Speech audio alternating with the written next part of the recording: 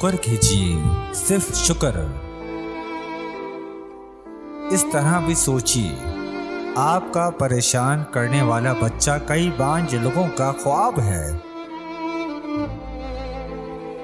دنیا میں کتنے ہی ایسے لوگ ہیں جنہوں نے ساری زندگی ایک لفظ نہ بولا اور نہ سنا۔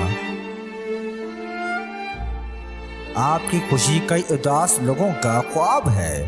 آپ کا تھوڑا سا پیسہ کئی قرضدار لوگوں کا خواب ہے۔ آپ کے گھر میں موجود فریج، ٹی وی، اے سی اور گاڑی جیسی سہولتیں ہیں، خدائی کا دعویٰ کرنے والے نمرود کے پاس بھی نہ تھیں۔ روٹی کا نوالا آپ پیسے سے نہیں کھاتے بلکہ قسمت سے کھاتے ہیں، اور خدا کی مرضی نہ شامل ہو تو وہی نوالا آپ کی جان بھی لے سکتا ہے۔ یاد رکھیے، تم اپنے پروردگار کی کون کون سی نعمتوں کو جھٹلاؤ گے؟ آج ہی اپنا جائزہ لیجیے۔